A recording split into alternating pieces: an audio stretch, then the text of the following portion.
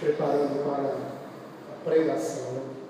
Senhor, queremos te agradecer pela tua palavra, que nos dá entendimento, Senhor Deus, que nos faz ver, ó Pai, as coisas como realmente são, não pela nossa mente, pela nossa cabeça, o nosso entendimento, para a revelação clara das Sagradas Escrituras. Te agradecemos, Pai, por isso. Te pedimos, ó Pai, que toda leitura que fizermos, ó Pai, ela esteja sendo acrescentada a nós, guardada no nosso coração e na nossa mente, que no momento apropriado o Espírito Santo esteja, Senhor Deus, fazendo, Senhor Deus, a ligação, entendendo Escritura com Escritura, juntando, ligando as coisas na nossa mente e no nosso coração, para cada dia mais e mais sermos fortalecidos debaixo da Tua instrução, conhecermos mais o Senhor e assim estarmos sendo formados à imagem do nosso Cristo. Fica conosco, Pai, agora a pregação e a exposição da Tua palavra. Que o Senhor esteja acrescentando, Senhor Deus, palavra a palavra, para que o nosso coração, Senhor Deus, esteja cheio e o nosso entendimento, Senhor, seja moldado, Senhor Deus, às Tuas sagradas Escrituras. Em nome de Jesus. Amém. Queridos, vamos abrir Provérbios capítulo 5, continuando a exposição do capítulo 5. Provérbios, agora no verso 11. Eu tinha me planejado para, no mês de maio, que é chamado mês da família, né? Mês das mães e tal. E como o mundo secular diz, para falar sobre família.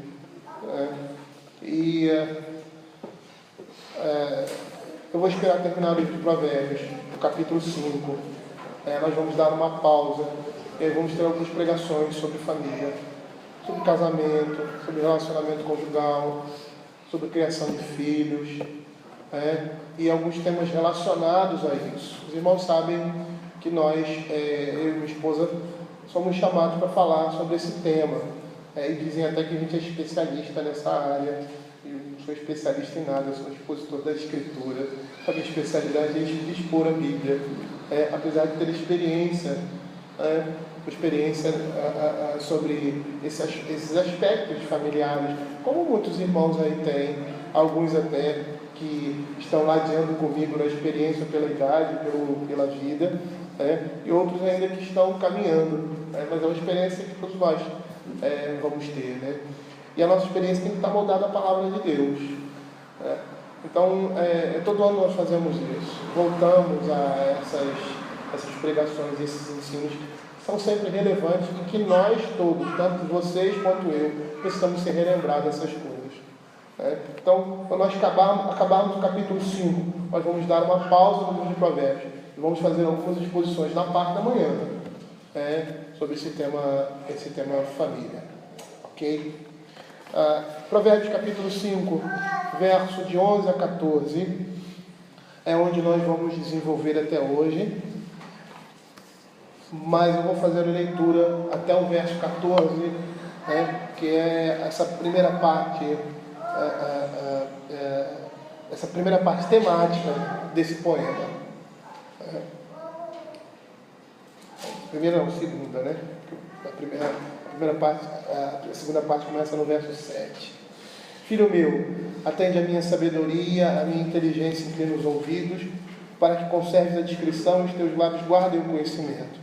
Porque os lábios da mulher adúltera destilam favos de mel, e suas palavras são mais suaves do que o azeite, mas o fim dela é amargoso como absinto, agudo como a espada de 2 gumes. Os seus pés descem à morte, seus passos conduzem-na ao inferno. Ela não pondera a vereda da vida, anda errante nos seus caminhos e não sabe.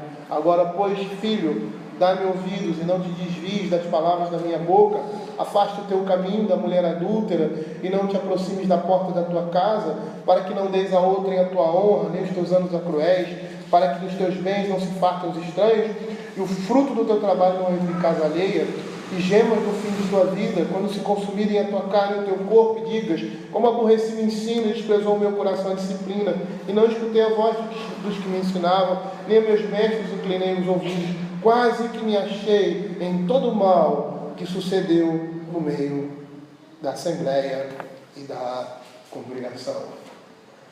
Queridos, nós vimos que os versos de 9 a 14 retratam, do ponto de vista econômico-social, o lado negativo de se envolver com a mulher adúltera, os muitos danos que acompanham este pecado. Nós vimos também que o centro do poema se encontra no verso 11. Nós temos aqui a segunda parte desse poema, que começa no verso 7 e vai até o verso 14. E o ponto médio aí é o verso 11, como nós vimos. É o verso medial, que ele vai fazer relação com os versos 9 e 10 e com os versos posteriores. Quando diz assim: afasta o teu caminho da mulher adúltera e não te aproximes da porta da tua casa. Com que finalidade? Para que não deis a outra a tua honra, nem os teus anos a cruéis, para que dos teus bens não te fartem os estranhos, o fruto do teu trabalho não entre em casa alheia, e para que não gemas no fim da tua vida. Ou seja, esse verbo é a consequência, o resultado do não afastamento do caminho da mulher adúltera. Mas também é o que representa os versos 9 e 10. Por quê? Porque o gemido dele é decorrente dele ter dado a outra a honra e os seus anos a cruéis, dos estranhos ter se fartado do fruto do seu trabalho, e esse trabalho ter entrado em casa alheia, e aí ele geme. E aí nessa perspectiva do verso medial, nós vamos ver que os versos 12 e 13 vão representar o quê? Esse gemido. E é nessa perspectiva que esse verso é um verso medial, fazendo a relação os versos anteriores com os versos posteriores. E é interessante, como nós falamos anteriormente, esse gemer aí, implicitamente, representa a dor do gemido, a lamentação, o sofrimento de um relacionamento adúltero. E ele coloca esse gemido contrapondo-se com a alegria, o contentamento, da satisfação que o relacionamento com a esposa pode proporcionar. É um artifício poético para percebermos que o prazer do relacionamento adulterino é um prazer doloroso, diferente do prazer que se tem com a esposa com a mulher da sua mocidade. E aí nos versos de 11 a 14, são os versos que nós vamos começar apresentando hoje. Nós vamos ver a ruína deste homem, dentro da comunidade, envolvendo a sua destruição como indivíduo, como pessoa, à medida que ele vai lamentar o seu passado. Nesses versos nós vamos continuar vendo as razões pelas quais o jovem deve ficar bem distante da mulher adúltera. Como diz lá o verso 8: afasta o teu caminho e não aproximes da porta da tua casa. Diz assim o verso 11: e gemas no fim de tua vida, quando consumirem a tua carne e o teu corpo, e digas: como aborreci o ensino e desprezou o meu coração a disciplina. A primeira coisa que nós precisamos entender é que esse verso vai dizer respeito à carne e o corpo que foram exauridos da sua força. E ele vai se ligar semanticamente ao verso 10, que também dá a ideia de perda de alguma coisa, ou seja, perda da força do trabalho, ou perda da força, a perda de um trabalho desperdiçado. Gemer aqui é a ideia de um grito de angústia resultante de uma penúria, de uma exaustão extrema. O verso 11a, gemas no fim da tua vida, dá a ideia de um acerto de contas, quando o pesar e o remorso chegam tarde demais. Por quê? Porque ele deveria ter se arrependido antes. Agora é tarde demais para se arrepender por causa da destruição causada. Não tem como voltar atrás. E eu me lembro dessa situação, de uma situação semelhante, escrita lá em Hebreus capítulo 12, verso 17, a respeito de Esaú, que diz assim: pois sabeis também que posteriormente, querendo herdar a bênção, foi rejeitado, pois não achou lugar de arrependimento, embora com lágrimas o tivesse buscado. Aqui no texto de Hebreus, nós vamos entender o que o texto está dizendo, fazendo um paralelo com o que eu acabei de falar, com a situação desse jovem. Por quê? Porque, embora Saul tivesse buscado a bênção com lágrimas, ele não mostra um sinal de arrependimento, de penitência, por ter deliberadamente abandonado a fé de seus pais e seu avô, quando ele troca a sua primogenitura por um prato de comida. Ao invés disso, Esaú vai mostrar um sinal ou seja, ao invés de Saul mostrar um sinal de penitência, ele mostra raiva do seu irmão, porque tomou a sua bênção. E o texto vai dizer que ele buscou isso com lágrimas, mas ele busca a bênção, não o arrependimento da sua atitude de considerar aquilo como uma coisa menor, ao ponto de trocar por uma comida. Quer dizer, ao invés de mostrar sinal de penitência, ele mostra a raiva do irmão, busca com lágrimas aquilo que ele perdeu, não o arrependimento do seu pecado. Parece que é a mesma coisa que está acontecendo aqui. De alguém em sua velhice, lamentando os resultados dos seus erros e não do erro em si. E essa é a grande diferença de remorso para o arrependimento bíblico. Do arrependimento comum, do arrependimento verdadeiro. Porque o arrependimento comum, ou seja, o remorso, ele vai fazer com que a pessoa se entristeça. Por quê? Porque ele fez uma determinada coisa errada e os resultados foram ruins. Ele lamenta por causa dos resultados, não por causa do pecado.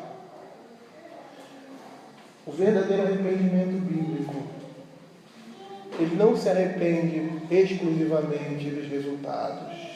Pelo contrário, os resultados para ele é até bom, porque servem como disciplina. Os resultados negativos, a disciplina, a dor no coração dele, é por causa do que ele cometeu. Parece que é isso aqui. Percebam que o texto aqui, ele fala de uma possibilidade. Ele não está dizendo necessariamente que o jovem passou por isso, mas está dando a ideia de alguém, até mesmo ele, poder ter passado por isso.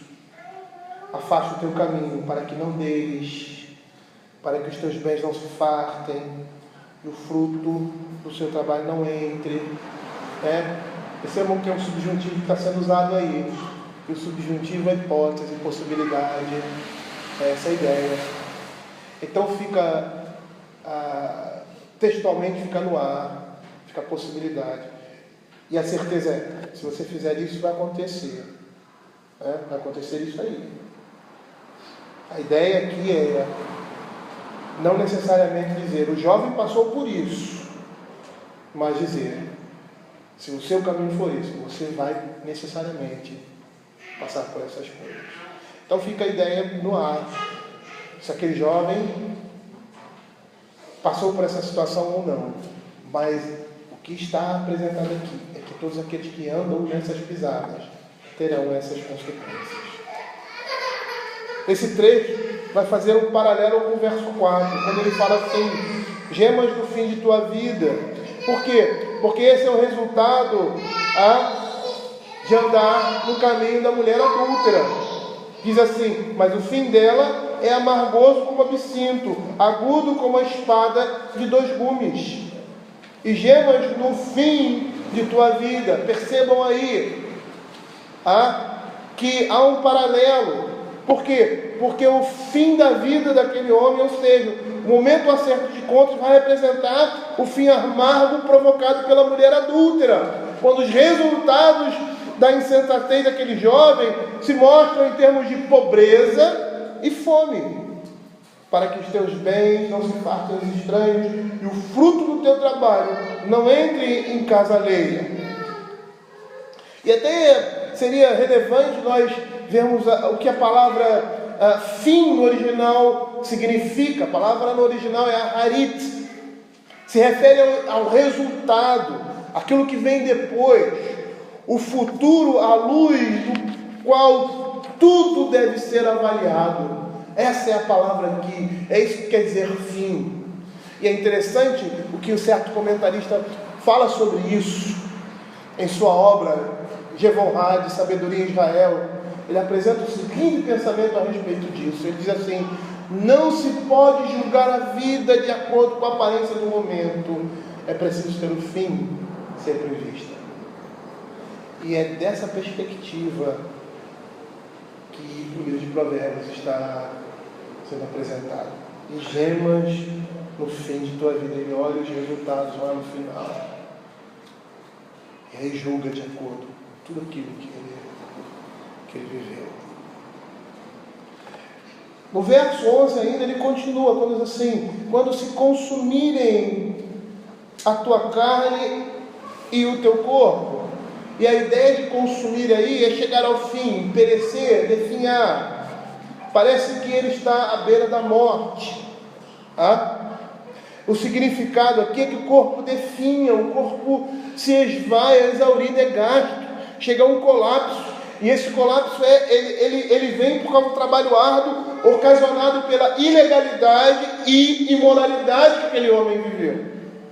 Aquele homem está no fim da sua vida, em sua velhice, com seu corpo cansado e fatigado por causa do pecado vivido, lamentando por ter desperdiçado a sua vitalidade e força madura naquele comportamento, naquela vida. Mas parece aqui que ele não lastima pela sua morte prematura, porque é essa ideia que está sendo dada aqui por causa do pecado. Parece mais um lamento de remorso e não de arrependimento. Um grito de angústia de quem sofre os efeitos na carne do pecado, mas que, se fosse possível viver esse pecado sem as consequências dele em sua carne, ele viveria. É o que paralelamente nós vemos hoje com a AIDS. As pessoas são infectadas com esse vírus e inicialmente, em geral, por causa de relações sexuais ilícitas, lamentam, choram, e aí nós temos um remédio. O que o remédio faz? Faz elas terem uma vida normal. Elas tomam o remédio, continuam na prática do pecado, continuam com o seu comportamento adulterino ou promíscuo. É como se fosse esse homem aqui. O grito de angústia dele é de alguém que sofre os efeitos do pecado na sua carne, não alguém que se demonstra arrependido pelo que fez. Matthew Henry, no seu comentário, ele vai dizer que esse pecado é destrutivo para a saúde, abreviando a vida dos homens. Por isso que diz: a tua carne e os teus ossos se consumirão. Ele, nesse seu comentário ainda, Matthew Henry, vai dizer que os desejos da impureza não guerreiam só contra a alma do homem, mas também combatem o próprio corpo.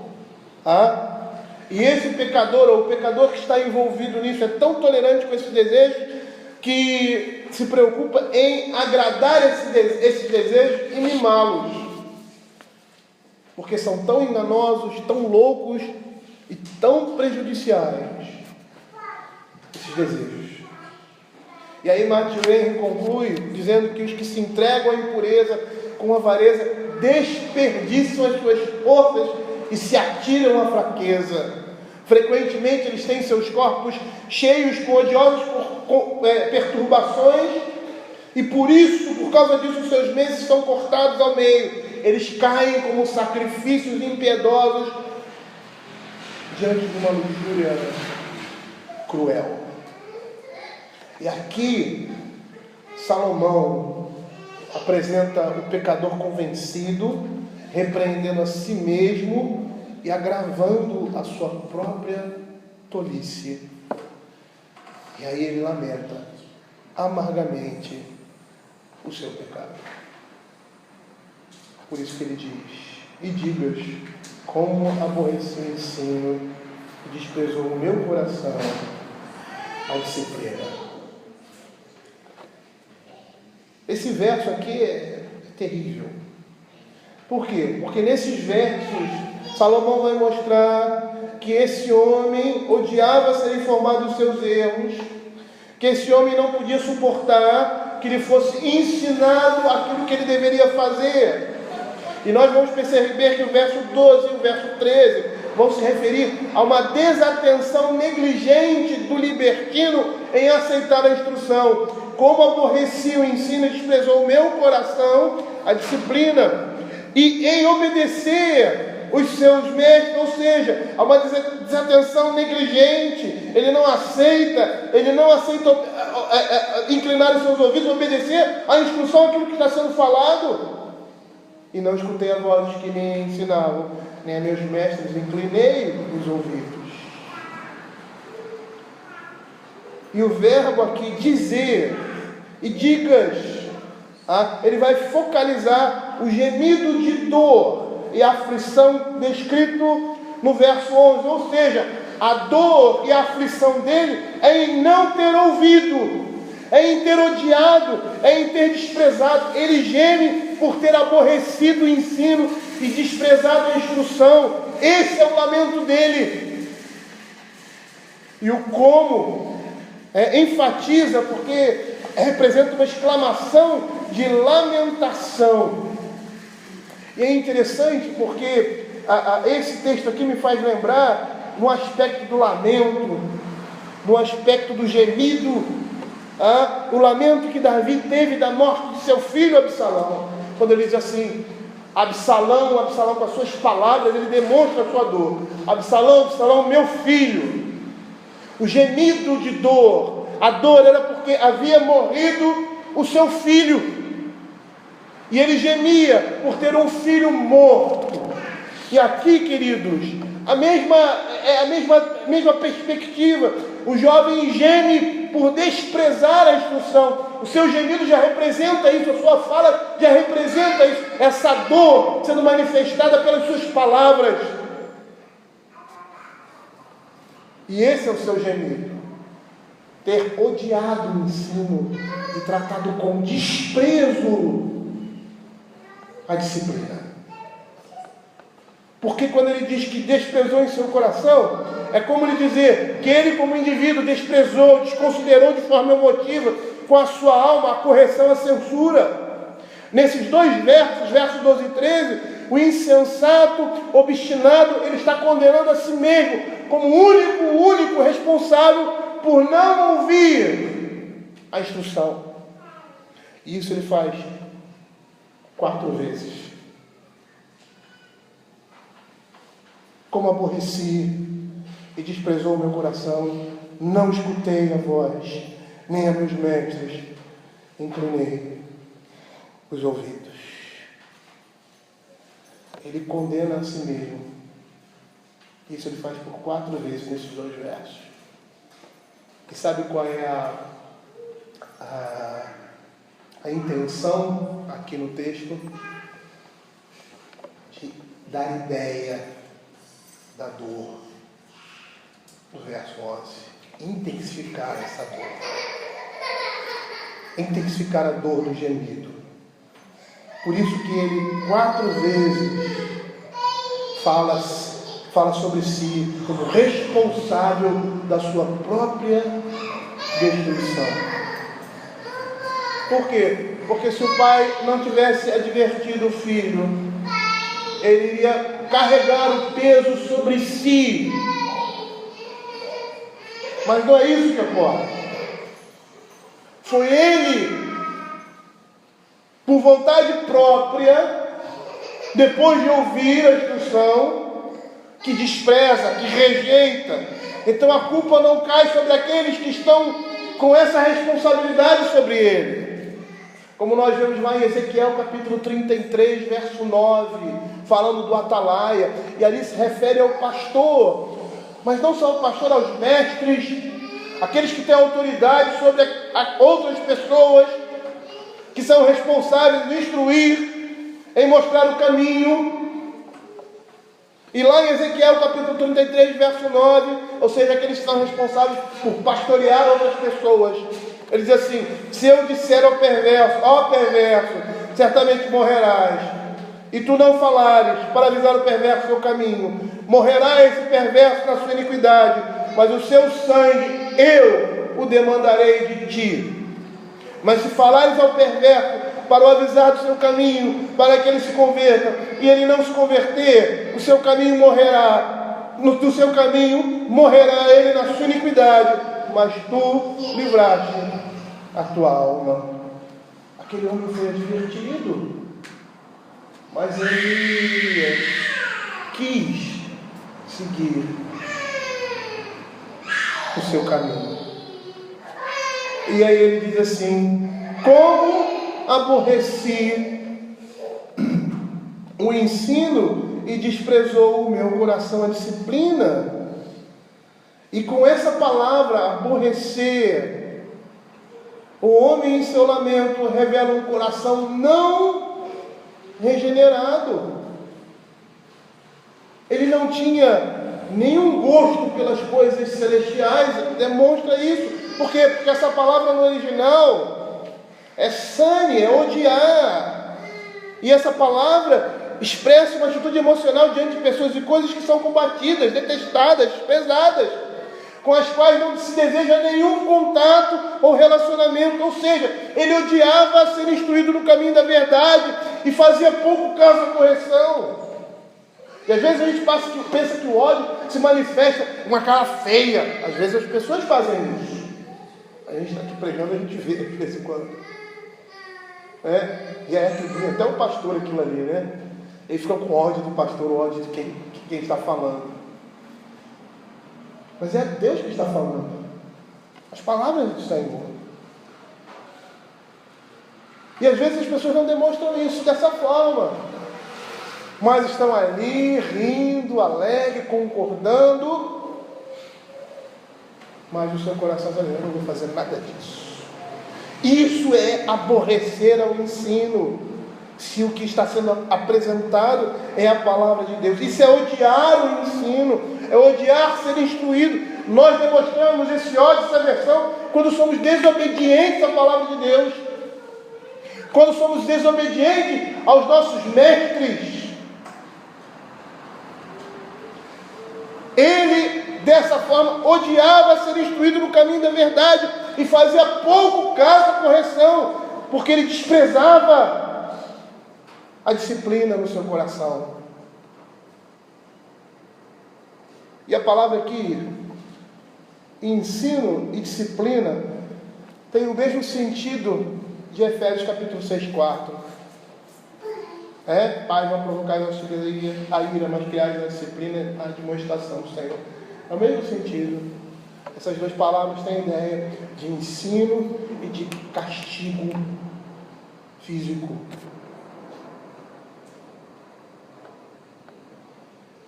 E ensino e disciplina vão sumariar os ensinos específicos de seus mestres, que serão mencionados nos versos seguintes.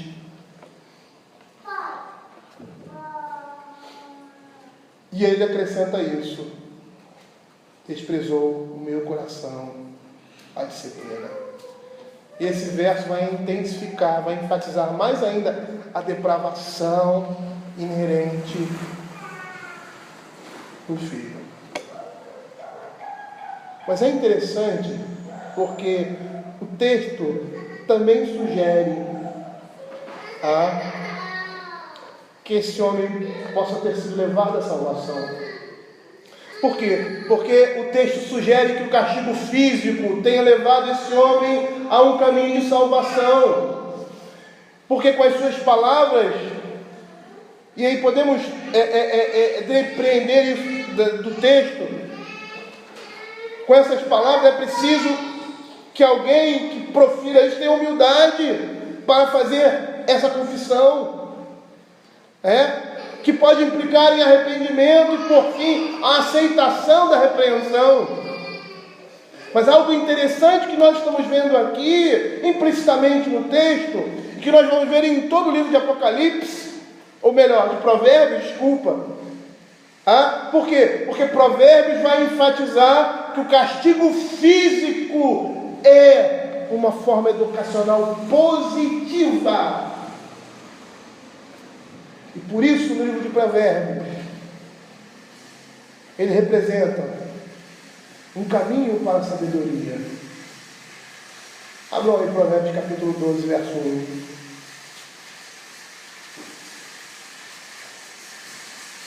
Quem ama a disciplina ama o conhecimento, mas o que aborrece a instrução é estúpido. O insensato, Provérbios capítulo 15, verso 5, despreza a instrução do seu pai, mas o que atende à repreensão consegue prudência. Verso, ainda do capítulo 15, 31 e 32. Olha o que o verso 31 e 32 do capítulo 15 diz: os ouvidos que atendem à repreensão salutar, no meio dos sábios tem a sua morada. O que rejeita a disciplina menospreza a sua alma, porém o que atende à repreensão adquire entendimento. E o último texto, 29 e 15. Você vai ver o livro de Provérbios dizendo que o castigo físico é uma forma educacional positiva. Por isso, esse caminho, ou essa disciplina, vai representar um caminho para a sabedoria. A vara e a disciplina dão sabedoria, mas a criança entregue a si mesma vem a envergonhar a sua mãe. É isso que o Provérbios vai mostrar. O Provérbios vai mostrar que o castigo físico é uma forma educacional que Deus estabeleceu, porque Ele nos castiga fisicamente. Por meio de doenças, a própria velhice é castigo por causa do pecado. A velhice, e eu digo, a fadiga da velhice. E também pode representar não só um caminho para a vida, mas um caminho para a sabedoria, mas um caminho para a vida. A disciplina física. Provérbios capítulo 6, verso 23. Porque o mandamento é lâmpada, a instrução luz, e as repreensões da disciplina são o caminho da vida. Aí disciplina é castigo físico. Provérbios capítulo 10, verso 17. O caminho para a vida é de quem guarda o ensino, mas o que abandona a repreensão anda errado. E é o mesmo entendimento de um castigo físico. E Provérbios 15, 31. Os ouvidos que atendem a repreensão salutar, no meio dos sábios tem a sua morada. E a ideia aí é de morte e vida. Tem a sua morada no meio dos sábios, porque ele vai viver e não morrer.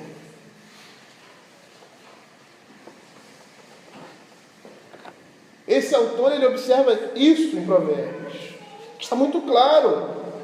O castigo físico é uma forma educacional positiva, porque é um caminho para a sabedoria.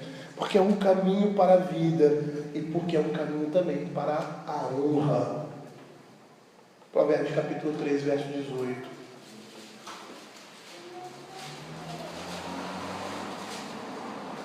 Pobreza e afronta sobrevêm ao que rejeita a instrução, mas o que guarda a repreensão será honrado.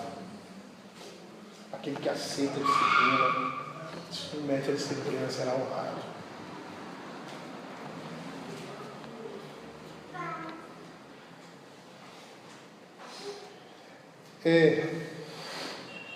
Nós vamos falar sobre isso quando falamos sobre criação de filhos, né? E não tem jeito de outra forma de instruir uma criança, a não ser com ensino e disciplina física. Não tem jeito. Eu sempre digo que o ouvido da criança é no bumbum, nasce no bumbum. E aí você vai discipliná-la para que ele suba o lugar certo. Nós vamos falar sobre isso. Toda criança precisa de disciplina. Não somente criança, como jovem, um adulto. Só que o adulto, quando chega à idade adulta e não foi disciplinado como criança, ele vai apanhar da polícia, ele vai apanhar do patrão, ele vai apanhar da mulher, não fisicamente, mas quando a mulher botar ele para fora de casa, ele vai apanhar da vida, ele vai apanhar das drogas.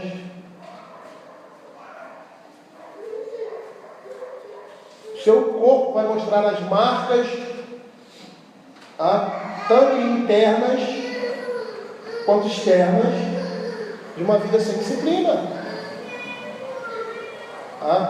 E eu até gosto de falar isso antes de quando falo sobre disciplina de filhos. Para que ninguém fique com raiva de mim. Preparo antes, eu digo, não fale para mim que nunca disciplinou seu filho. Não diga isso.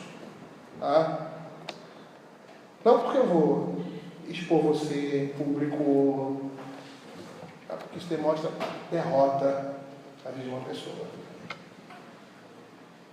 E é isso que esse mundo prega. Que não se bate em filho. Por quê? Porque esse mundo quer ver a nossa destruição, a nossa derrota. Mas a Escritura está dizendo que a disciplina física é um instrumento na mão de Deus.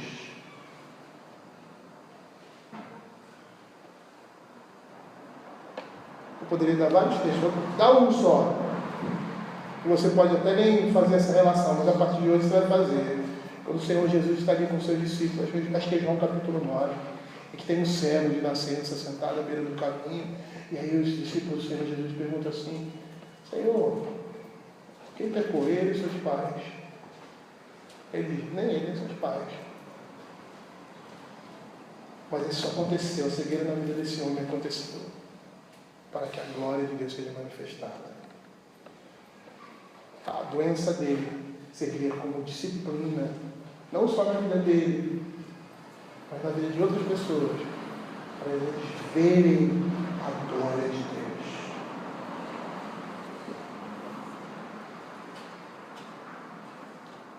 É o Senhor, Deus Todo-Poderoso, fazendo o cego mudo, para que a sua glória seja manifestada através das nossas vidas. No verso 13, ele diz assim: e não escutei a voz dos que me ensinavam, nem a meus mestres inclinei os ouvidos. E esse verso coordena a rejeição interior do homem lascivo, como aborrecia o ensino, com a rejeição agora aos mestres. Ele não escutou a voz dos seus mestres que lhe ensinavam e lhe corrigiam. Ou seja, significa que ele não seguiu aquilo que lhe foi ordenado.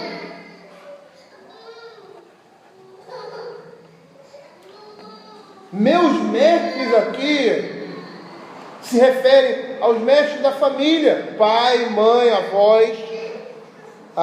Isso está muito claro no livro de Provérbios. Provérbios capítulo 1, verso 8. Filho meu, ouve o ensino de teu pai e não deixe as instruções de tua mãe. Provérbios capítulo 4, verso 1. Ouvi, filhos, a instrução do pai, está atento para conhecer o entendimento. No próprio capítulo 5, filho meu, atende a minha sabedoria, no verso 1, ou seja, a sabedoria do pai, ou seja, a sabedoria da palavra de Deus manifestada pelo pai, porque o ensino do pai era o ensino da palavra de Deus. Verso 7, agora, pois, filho meu, dá ouvidos a mim, e não se desvie das palavras da minha boca. Ou seja, mestres aqui seriam os pais. Ele não ouviu seus pais, que tem mais experiência de vida, que era um homem que estava transmitindo a palavra de Deus. Ele não ouve. Ele não ouve, acontece o quê? Ele se arrebenta. Mas também pode estar se referindo aos sábios, à porta, que se dirigem aos ingênuos. E a gente sabe que no mundo antigo isso era muito comum. Determinados homens iam para a praça e começavam a proferir determinados discursos. Ali na porta da cidade, os juízes julgando, falando. Então esse texto também se refere mestre aí. Esse contexto está inserido. Provérbios capítulo 1, verso 20. Quando nós vemos assim, grita na rua sabedoria, nas praças levanta a voz, do altos muros clama, à entrada das portas e na cidade profere suas palavras. E quem ficava à porta da cidade? Eram os juízes, eram os anciãos, que julgavam, davam instrução ao povo. Então mestre aí pode se referir também pais, mães, avós, mas também aqueles que ficavam à porta da cidade, que ensinavam, que julgavam o povo. E até mesmo aos sábios, que ensinavam o povo como um todo, que tinham seus discípulos, como nós vemos em Provérbios capítulo 30, Agur proferindo as suas palavras, quando diz assim, palavras de Agur, filho de Jacá de Massá.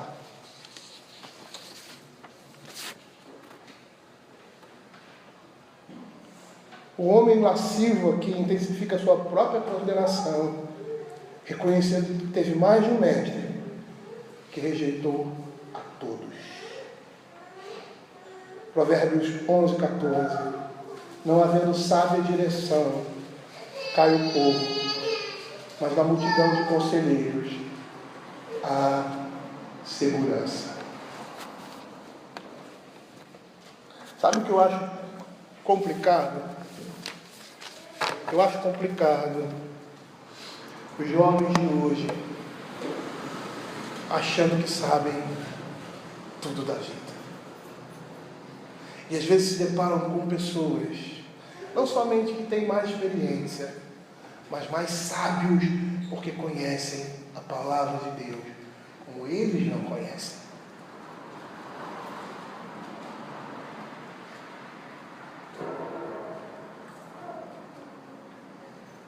Ao preparar essa pregação, me lembrei de um livro que nós lemos como igreja aqui, né? Pelo menos nem todos, mas alguns, que era Jornada para o Inferno, de John Bunyan. E o livro Jornada para o Inferno é o contrário do peregrino, porque o peregrino é a jornada para o céu. E no Jornada para o Inferno, nós temos um homem, e mostra a caminhada desse homem, indo para a destruição, porque era um homem ímpio. E um dia ele conhece uma mulher temente a Deus, que seria uma boa esposa, uma boa mãe, e rica. E aí o que ele faz? Ele se traz veste de crente, como muitos fazem, né? Que vem buscar as meninas da igreja, os homens do mundo. Vocês já viram isso em algum lugar? Também. Aí vem, não, vou procurar uma menina na igreja, porque eu sei que lá tem menina joia. Né? E, infelizmente, os crentes permitem isso contra a palavra de Deus, porque o juízo igual a pecado. Mas é interessante a observação que John Bunyan faz daquela mulher. Ele diz que ela, apesar dela ser uma mulher crente, ela era órfã de pai. E ele diz que ela caiu na armadilha, ou seja, ela casou com aquele homem que se travestiu de crente, não conseguiu ver por trás daquela vestimenta, por causa daquela capa, quem realmente ele era. E ele diz claramente que ela cai nesse erro porque ela não tinha proteção, ela não tinha pai, nem teve uma igreja, um pastor que aumentasse. É o caso. Ele vai gemer, mas não é agora, daqui a 5 anos, 6 anos, porque ele não se arrepende do pecado, é no fim da vida. Ele vai olhar para trás, vai ver o seu sofrimento, porque se ele não sofresse, ele ia continuava no pecado, estava ótimo, mas ele vai olhar para o seu corpo amortecido, doente, por causa do pecado, vai olhar para trás e falar, que besteira eu fiz. Eu não tenho ouvidos. Aqueles que me instruíram, aquelas pessoas que estavam à frente, que viam mais à frente, sábios, que falaram que o caminho da mulher adúltera, esse caminho de promiscuidade, esse caminho de impureza, vai levar à destruição, vai me levar ao inferno, vai me levar ao inferno nesse mundo, que a gente diz que o inferno é nesse mundo, e não existe mal e desgraça nesse mundo, porque a pior que seja que represente a condenação e o sofrimento eterno no lago de fogo e enxofre. Mas ele vai olhar para trás e vai ver nessa vida a destruição, porque ele abraçou cegamente o pecado.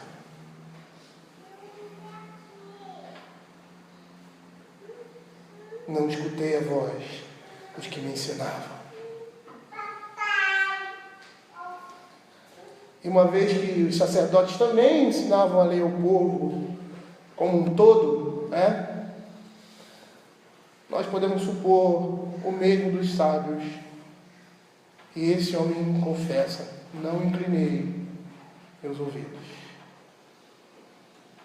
Esse homem não pode deixar de reconhecer que aqueles que tinham sido responsáveis por ele, pais, ministros, tinham feito a sua parte. Eles tinham sido seus mestres, o tinham instruído e lhe dado bons conselhos e advertências. Entretanto, para a sua própria vergonha e confusão, em todas as infelicidades que lhe sobrevieram, ele diz que não tinha obedecido à voz de seus ensinadores, ele não tinha inclinado os ouvidos aos que tinha instruído, nunca deu importância ao que eles diziam, nem admitiu as impressões de seus ensinamentos, por isso estava naquela condição. E às vezes nós lamentamos porque vemos a pessoa em pecado e ela está vivendo muito bem, mas ela está construindo a sua própria destruição. É impossível. E é isso que nós precisamos entender. É impossível viver no pecado e ser abençoado. Por mais que você tenha, aos olhos dos homens, algum vestígio de sucesso na vida nesse mundo, e isso acontece para amortecer os homens, para que eles não percebam e vejam o seu pecado como juízo de Deus, como esse homem, que lamenta no fim. Por que ele não lamentou no começo? Por que o juízo não veio no começo? Por que o corpo não ficou amortecido no começo? Porque Deus estava guardando esse homem para o juízo eterno.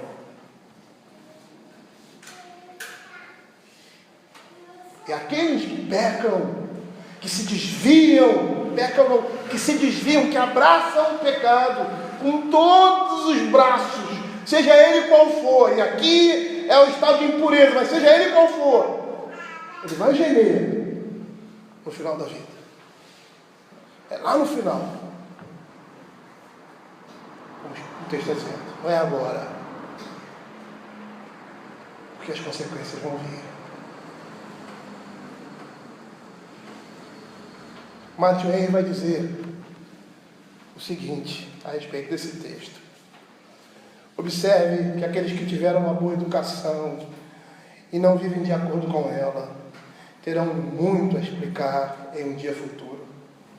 E aqueles que não se lembraram do que foram ensinados, para viver em conformidade com esses ensinamentos, serão forçados a se lembrar deles, como um agravamento de seu pecado, e, consequentemente, para a sua ruína.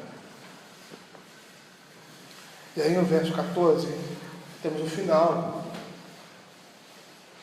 dessa parte, onde ele diz assim: quase me achei em todo o mal que sucedeu no meio da congregação e da assembleia. E uma tradução assim mais, não sei se seria mais livre, mas mais precisa, porque quando você traduz um poema, você tem que fazer muitas escolhas, é mais difícil traduzir um poema do que uma prosa. Então você tem que fazer muitas escolhas com rimas, escolhas semânticas, significado, escolhas de estrutura, métrica, e às vezes a tradução sai como essa aqui, primorosa, mas às vezes para nós, no tempo, ela deixa de ser muito objetiva. Quando ele diz assim, quase me achei em todo mal, ele quer dizer, logo me vi em sérias dificuldades em meio à congregação. É isso que ele quer dizer. Quase me achei em todo o mal que sucedeu no meio da congregação e da assembleia. Esse verso é um pouco obscuro no seu sentido, não sabendo ao certo o que seriam essas sérias dificuldades. E aí essas sérias dificuldades deixam um sentido bastante definido, porque essa referência pode ser a situação de mal físico, uma calamidade. E se nós lembrarmos ali no período do Velho Testamento, que quando um homem e uma mulher dentro da comunidade eram pegos em adultério, a lei determinava que apedrejamento precedisse um julgamento, e a lei determinava um apedrejamento. Mas isso não acontecia no caso de jurisdição. E a gente não sabe ao certo o que seria aqui. Talvez a dificuldade que esse homem se encontra fosse com relação à sua acusação pública. Talvez essa dificuldade fosse a excomunhão, ou talvez confisco de bens, como era comum naquela época. Porque nós vimos que na época do Segundo Templo, as autoridades religiosas, os fariseus, os representantes da sinagoga, os líderes religiosos entendiam que aquilo que foi prescrito ali mais anterior no Velho Testamento, com relação aos casos de pena capital, adultério, desobediência aos pais e outras coisas relacionadas à pena capital, ou seja, que eram punidas de morte, eles entendiam ali no Segundo Templo que o ensino ali era exclusão da comunidade, era expulsão. Isso já no Segundo Templo, ali no Templo de Herodes. As autoridades já viam dessa forma, e não levavam ao apedrejamento e ao juízo esses que caíam nesse pecado. Por isso que muitas vezes pagavam dote, como nós vimos anteriormente, como nós estamos vendo aqui.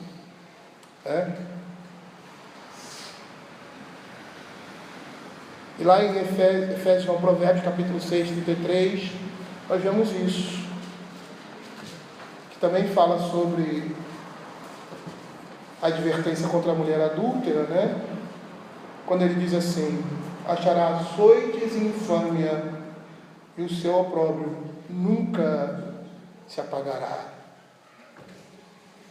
E aí, certo comentarista, conjecturando sobre a obscuridade do perigo, ele diz que essa obscuridade torna o perigo ainda maior. Ele diz que quando me achei em todo o mal que sucedeu no meio da assembleia e da congregação. E essa expressão aí, para finalizar, ela dá a ideia de várias pessoas reunidas com uma finalidade específica. Aqui nós temos o sentido de uma assembleia legal, numa audiência pública de um tribunal. Essa é a ideia de assembleia. A assembleia aqui vai significar um corpo legal nomeado por outras pessoas para analisar uma determinada situação. E parece que esse verso está atribuindo o mal à punição. Punição, como nós vimos ali. A exclusão, a vergonha pública, esse mal que ele cita aqui está relacionado à punição. Ele foi submetido a quase todos os amargos juízos de Deus ali no meio da congregação, e ele é colocado como um marco, ele é um exemplo de espetáculo, um exemplo negativo de não fazer por causa do que ele fez e das suas consequências. E aí essa expressão, quase que me achei em todo mal que sucedeu, seria isso.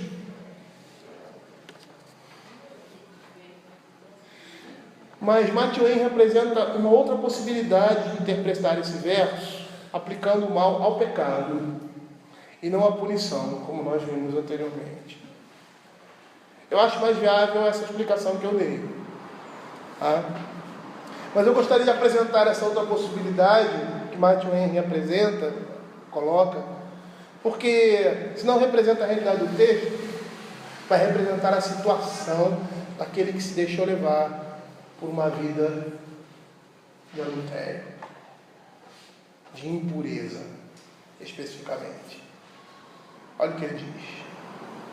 Quando ele entrava na sinagoga, ou nos atos do templo, para adorar a Deus com outros israelitas, o seu coração era impuro, estava cheio de pensamentos e desejos devassos, e os seus olhos cheios de adultério. A reverência ao lugar, ao grupo e à obra que fazia não podia restringi-lo, mas ele era quase tão limpo e vil ali como em qualquer outro lugar. Nenhum pecado parecia mais assustador a uma consciência desperta que a profanação das coisas santas. E nenhum agravamento de pecado tornaria mais pecaminoso que o lugar em que somos honrados, com a congregação e o ajuntamento. E os benefícios que ali temos. Zinri e Cosme declararam sua infâmia e como eram vis diante de Moisés e toda a congregação, em Números 25:6. O adultério de coração é para Deus uma transgressão declarada e é necessariamente ofensivo a Ele, quando nos aproximamos dele em atividades religiosas. Eu estava em todo mal, desafiando os magistrados e juízes em suas assembleias. Por mais que eu posso estar errado, mas eu não vejo que quando ele diz isso, ele quer representar o que eu acabei de falar aqui, mas isso vai ser uma realidade. Aquele homem que vive em impureza, que alimenta a sua mente com pensamentos adulterinos, ele vai trazer isso, porque é a maneira como ele vive. Ele vai trazer isso para dentro da sua igreja, na hora do culto, na hora que estiver prestando culto ao Senhor. Se ele está vivendo em pecado, como aquele homem vivia, os pensamentos dele só serão esses. E no momento que ele estiver cultuando, ele está pensando naquela mulher no culto. Ele está pensando no seu relacionamento com ela. Ele está pensando na sua vida de pecado. E estaria profanando não somente o dia do Senhor, mas o culto a Deus.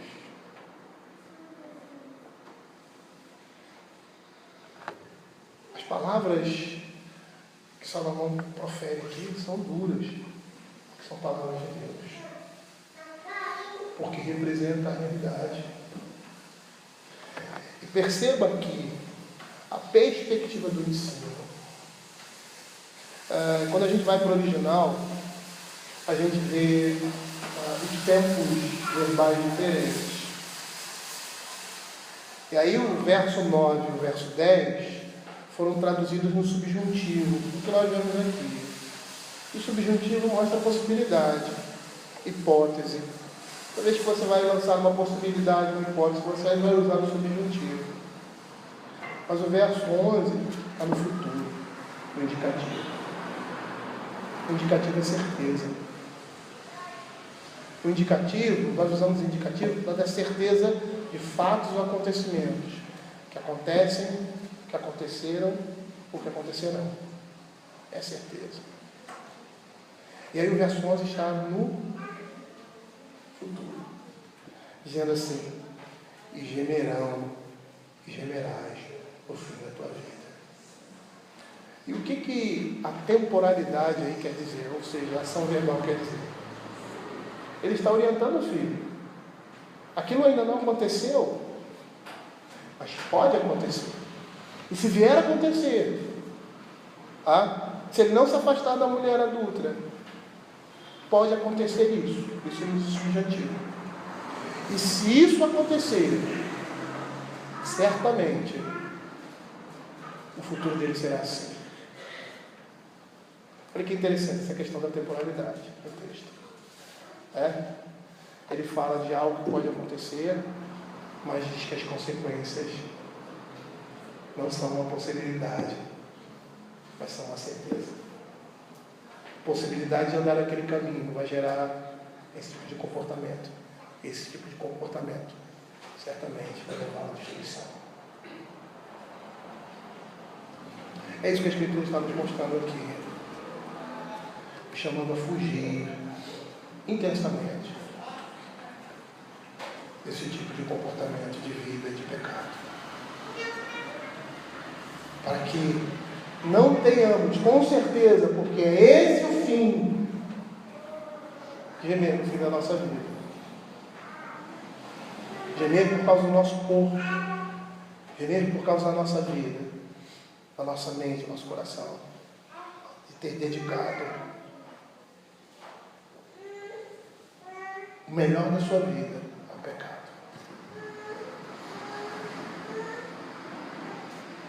Eu gostaria de fazer um paralelo com isso. Eu, geralmente, quando eu falo sobre vida familiar, e oriento aos crentes a casarem cedo. É lógico.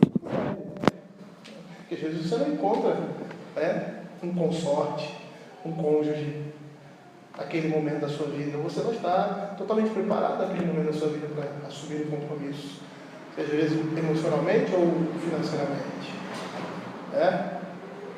E às vezes também não é o tempo do Senhor. Então existem algumas variantes. Quando a gente percebe, segundo a perspectiva da Escritura, que a nossa juventude, a juventude do homem e de uma mulher, devem ser como marido e mulher. A Escritura vai dizer isso várias vezes. Ela vai dar indicações disso, quando diz assim, que você deve ter prazer com a mulher da sua juventude, e ele está sempre da sua esposa. Por que eu falo isso? Porque você tem gás, porque você tem força. E eu tenho um arrependimento na minha vida. Eu casei com 23 anos. Eu me arrependo de não ter casado antes. Eu poderia ter me casado com 21. Mas por causa de escolhas erradas que eu tive, isso não me foi possível. Eu me casei com 23 anos. Casei novo. E eu olho para trás, eu sinto prazer nisso. Porque o melhor da minha vida eu pude dedicar aos meus filhos e à minha mulher. Eu tive tempo para brincar com meus filhos, eu tive tempo para me envolver com eles. Eu tive tempo para ser pai, eu tive força para isso. Não que quem case depois está pecando, não estou dizendo isso. Mas eu estou querendo mostrar, fazendo um paralelo aqui, de que o melhor de mim foi dado a alguém, ou a algumas pessoas que estavam diretamente relacionadas a mim, que eram responsabilidade minha, que faziam parte da minha vida, como diz, osso do meu osso, carne da minha carne, é geração minha. E aí olhar para trás e perceber que o meu esforço, a minha saúde, o meu vigor, foi dado em casa alheia. Está triste. Porque é esse o fim todos aqueles que se envolvem num relacionamento como esse e não abandonam, não se arrependem enquanto podem do seu pecado e voltam atrás, mas que continuam. E aí a consequência é essa. No verso 15, nós vamos ver Salomão agora falando das bênçãos relacionadas ao casamento. E mais especificamente, com relação à intimidade, ao desejo sexual, vivido em plenitude, uma relação que Deus abençoa. E que o Senhor traga instrução no nosso coração. Que nós não sejamos como esse jovem que ouviu e desprezou. Vamos orar.